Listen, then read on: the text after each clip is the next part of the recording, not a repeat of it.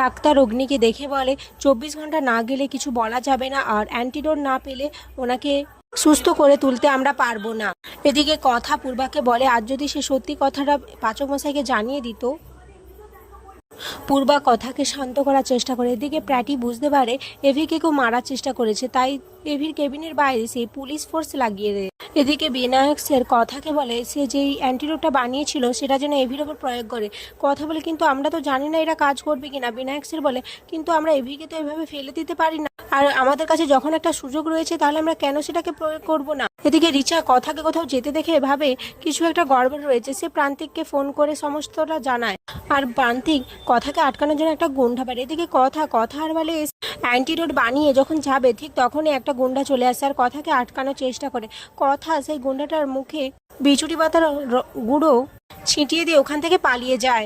অপরদিকে রিচা নার্সের ছদ্মবেশে অগ্নির কেবিনে ঢুকে অগ্নির মুখে থাকা অক্সিজেন মাস্ক সরিয়ে দেয় আর বলে তোমার গেম ওভার অগ্নি, তুমিও তোমার কথার কাছে চলে যাচ্ছ।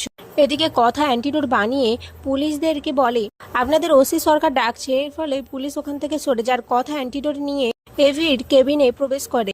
কেবিনে ঢুকেই কথা অবাক হয়ে যায়, দেখে ওই অবস্থাতেও এভিকে কেউ মারার চেষ্টা করেছে। এটা দেখে কথা তাড়াতাড়ি অক্সিজেন মাস্কটা এভির মুখে দিয়ে দেয় আর অ্যান্টিডোটটা এভিকে খাইয়ে দেয়। তারপরে বলে আমি সবার থেকে নিজের পরিচয় আড়াল করেছি, কিন্তু নিজের সিঁদুর আমি ঠিকই বহন করে চলেছি। মা আনন্দী আপনার কিছু হতে দেবে না পাচক মশাই, আপনি ঠিক সুস্থ হয়ে যাবে।